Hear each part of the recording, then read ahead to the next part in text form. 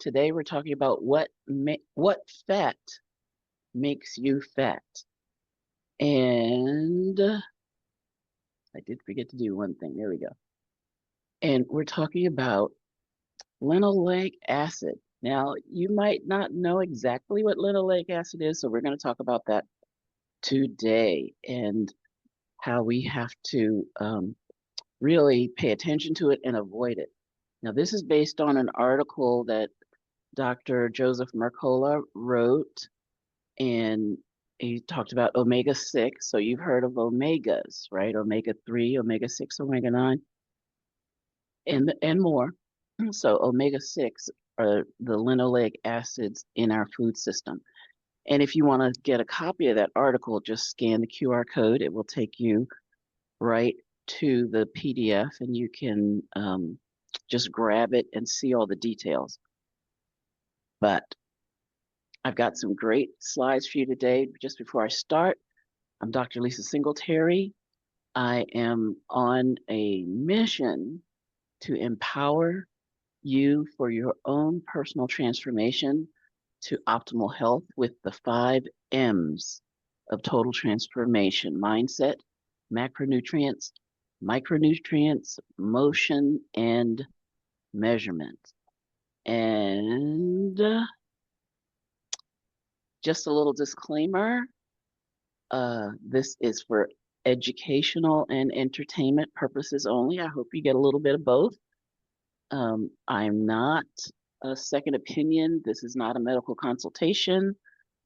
And although I do want to share with you my take on the research and give you my my scientific expertise so that you can understand it and apply it to your life. All right, so what is the big deal? What are the fats that are making you fat? And why are you stuck? You're doing everything right. You've cut the sugar. You've cut the carbs. You're using your pressure cooker. You are not frying. You're just trying to do everything right, but you kind of hit a plateau. You seem stuck.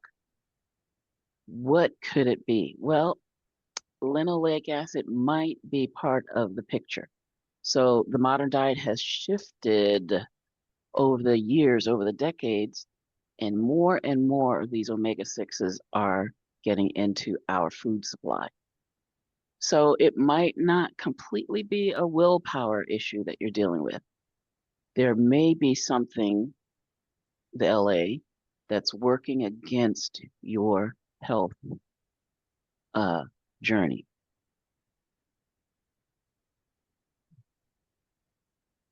So we've talked about sabotage, right? We talked about sugar sabotage. We talked about this sizzle sabotage. Well, we got some fatty acid sabotage. So linoleic acid, back in the day, it only was in about 2% of our human tissues.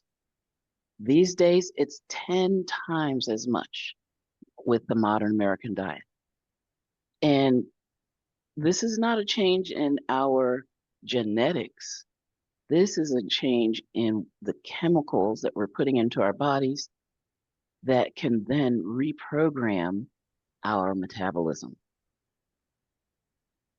So there are good reasons for omega-6s to be in our diet.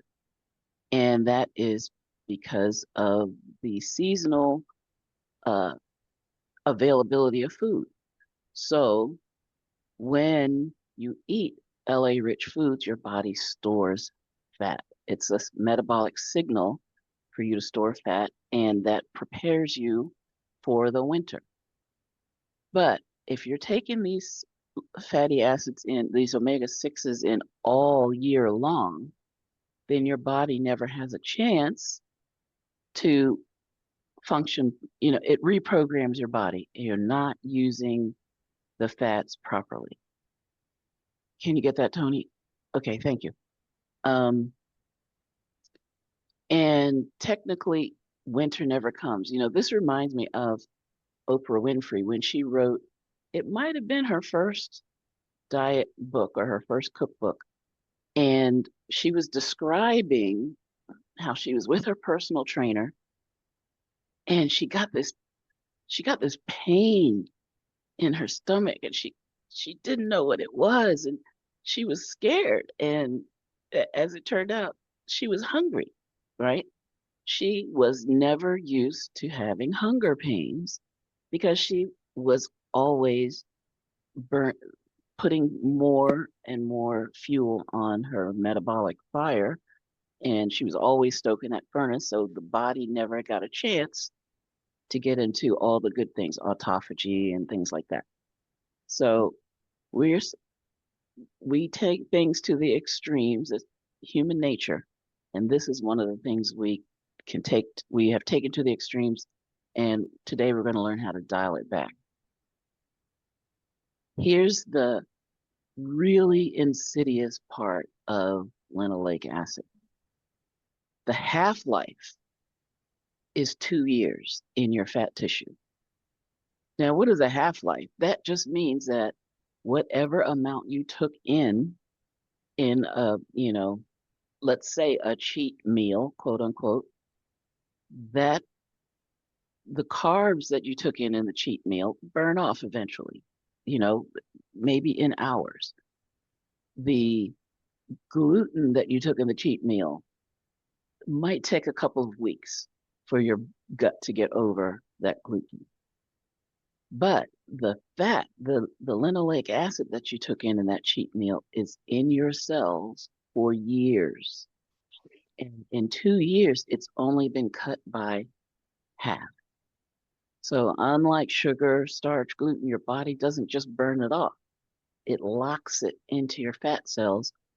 And then it's not just locked inertly. It's not just dead in your storage. It's actually doing things in your metabolism. And here's a scary thing. In nervous tissue, it can persist. This says up to 5 years. It's probably more than 5 years because in 2 years, it's cut down to 50%. In 4 years, it's cut down to 25%. In 6 years, it's cut down to 12.5%. So this is, when you say half-life, it just cuts in half over that period of time. So we're talking years and years. And then what happens? It gets into your cells. It gets into your cell membranes. It degrades, right? It's doing things. It's chemically active in your cell membranes and it mutates and then it can cause damage to your mitochondria. And your mitochondria are your energy producing factories, right? And you clog up the works, then that's going to affect your energy production. That's going to affect your diet. That's going to affect insulin resistance, fatigue. It's just not good. All right, so where do we find it? LA, and I'm not talking about Los Angeles. Linoleic acid is everywhere. It's almost in all fried foods, in almost all restaurant foods. It's in packaged foods. It's in convenience foods. But also it's in skincare. And your skin absorbs the chemicals that you put on it, that it's exposed to. So be very, very careful about the ingredients in your skincare. All right, and this is another reason why people often get stuck when they think they're doing all the right things. Because you think, okay, I can use avocado oil. That sounds really healthy. Olive oil, really healthy. Almond oil. But what happens? Two things. Number one, as soon as you crush the olive, that oil is exposed to oxygen and it starts to oxidize. And that creates some of those other chemicals we've been talking about that are cancer promoting. But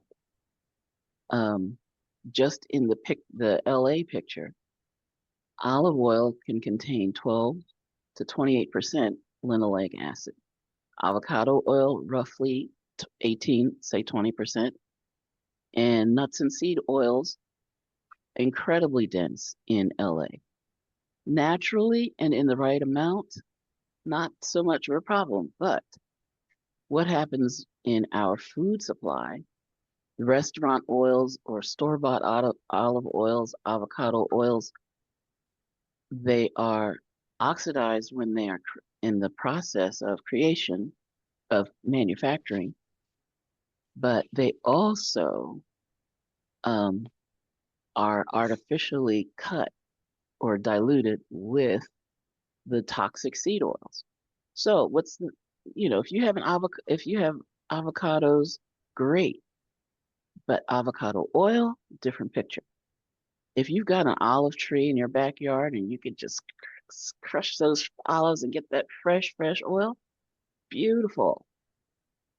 But if it's in a jar and if it's been exposed to oxygen, you've got a double whammy, maybe a triple whammy.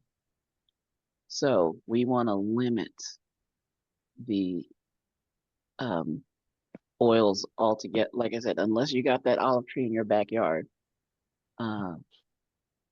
eat the olives, not the oil. Eat the avocado, not the avocado oil. Okay, so there's a national healthy brand that is pushing genetically engineered, which, once we're talking GMOs, genetically modified organisms, we're in trouble, right? But they're genetically engineered oils that are supposed to be healthy replacements for the seed oils.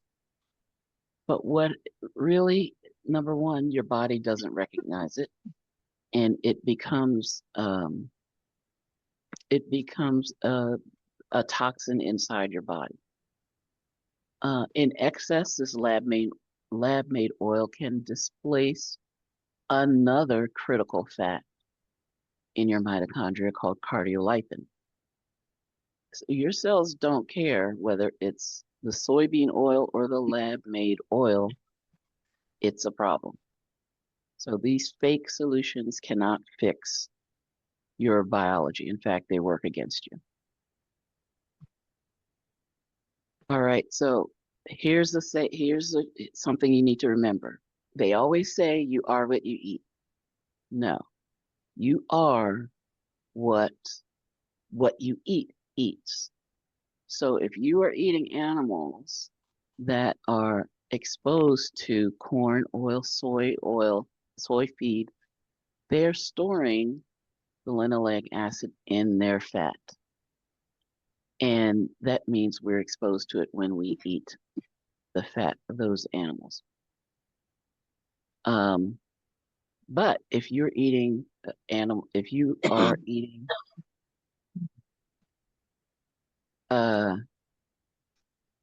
oils, can you mute everybody? I'm sorry I didn't do that.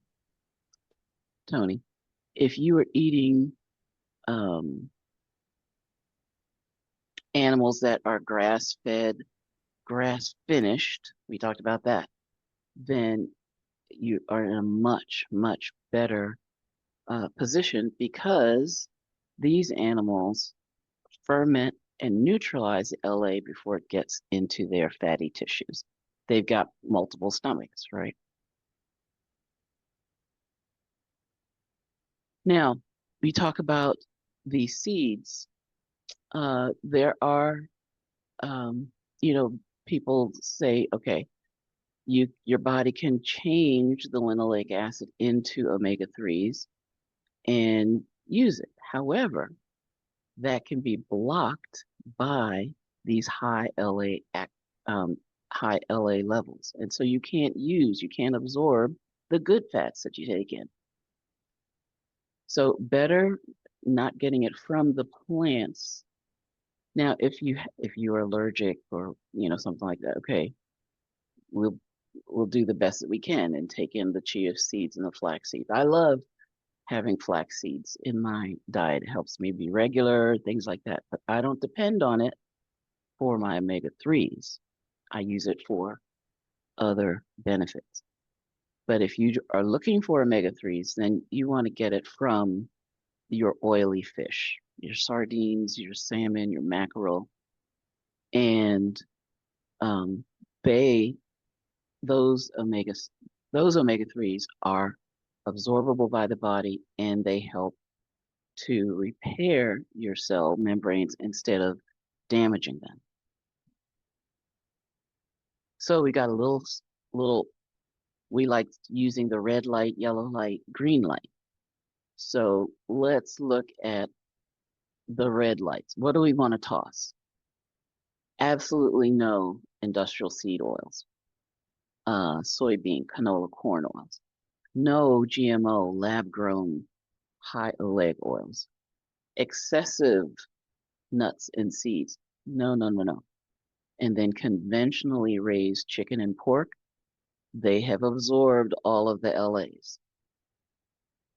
Now, this article says use these sparingly. Cold, verified olive oil. I'm telling you, if you got the olives in your backyard, no problem, right? But once it's in a bottle and it's exposed to oxygen, you don't want to be using oil. And use macadamia nuts sparingly. So what can we use? What's in the green light? Ghee, grass-fed, grass-finished butter, beef tallow, and grass-fed beef and lamb. Grass-fed, grass-finished beef and lamb. And if you know the source of the chicken or the pork, because it says conventionally raised, but if you know the source and you know that there's a farm that is raising them sustainably and without giving them soy and grains and corn, then that also would be good. But again, you are what you eats. So we want to keep the LA below 5 grams, ideally under 2 grams. Stick to stable, whole, species appropriate fats. Yay, butter. All right, so what's our timeline? Well, immediately stop the sabotage. You can't just keep feeding the fire. And this will give us more information and more encouragement to stop the cheat days. Over months, some of that repair can start happening to our cells and the engine can restart. And over years, we can have a complete repair, but it takes a long time to get the LA out of our system once it's in. You can't reverse these years of LA overnight. So, but what can we do to kind of encourage this? We can take in the right kinds of oils. So if we stop taking in the bad oils and we take in the good oils, and our bodies can start to swap them out, flush them out. But we have to be very careful about the source. So it's more than just counting calories. It's more than just, you know, what you eat and how you cook it. It's also the source of what you eat. And be very careful about getting the right kinds of oils and the right kinds of fatty acids in your diet. So when we remove the LA, it gives your mitochondria a chance to heal, your metabolism can recover, your body can return to its natural state. But it takes time. So what can we do? Start in your kitchen today. Check every single label. If it's got oil, toss it. If you're eating out, just assume that everything they do has got these oils, and say, you know, prefer places that have butter or ghee. And a lot of restaurants are picking up on this now. So do your research. Upgrade your skincare.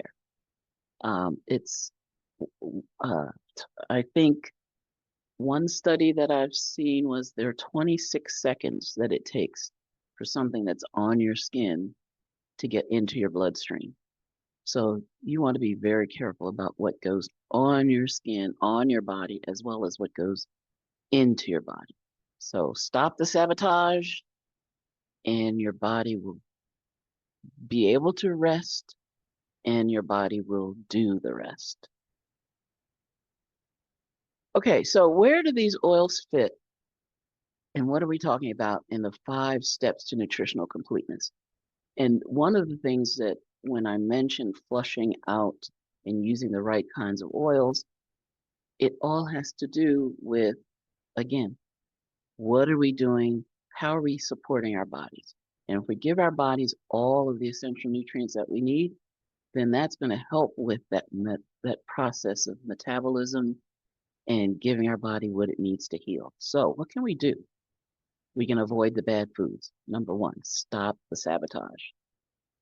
Number 2, get the 90 essential nutrients. I'll show you what those are in a second. Number 3, this is so important. I love this. I think this is my favorite step. They're kind of all my favorites, but I think step 3 is my favorite step. The antioxidants, the adaptogens, and the anti-inflammatory. So we are giving our bodies some fortification. We're bringing some shields. We're bringing some. We're decreasing the rust of oxidative stress. We're cooling the fires of inflammation with step 3, with antioxidants, adaptogens, and anti-inflammatories. And that's where the superfoods and super juices come in. We love the foods and the super juices that come from the sea, from the land. So the antioxidants, absolutely, they help your body.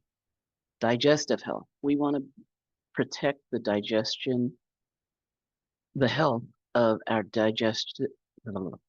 of our gut lining. Okay, now you know I'm not AI, right? AI wouldn't have made a mistake like that. Okay, so the gut lining and the gut microbiome, we want to be healthy. And then step 5, this is my other favorite step, wellness wonderland. That means all of the different things that can happen or that we have available to help our brain health, joint health, our targeted nutrition, the red light therapy, go outside, get some sunlight, right? Grounding, all of the different cryotherapy. Ooh, that makes me shiver every time I even think about it.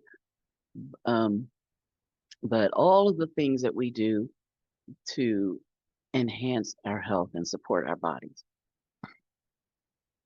Now, what are the 90 essential nutrients? 60 essential minerals, 16 essential vitamins, 12 essential amino acids, and 2 to 3 essential fatty acids, particularly the omega-3s. And even the omega-3s, let me go back, we want to have from a source that is oxygen, or from in a process that is oxygen free, because even the fatty acids are, once you start processing them, when they're exposed to oxygen, are subject to degradation. So we want to know the source of your supplements, the source of your omega-3 fatty acids. Okay, so I made a gift for you. You can just scan this code to download it, the Lipid Lexicon. So we throw around a lot of terms regarding lipids and fats and fatty acids, and so what I want you to do is have something on hand where you can see, okay, what is it? Where do you find it? And why it matters. So for each one of these terms, and there are 10 of them, you can have a little bit of extra information right at the palm of your hand. So just scan this code and download the free infographic here. Okay, so what's the next step for you? Well, there's a brand new community called the Elevate Your Health community. And I just want to welcome you to scan the code to join the community. There is health education, recipes, resources.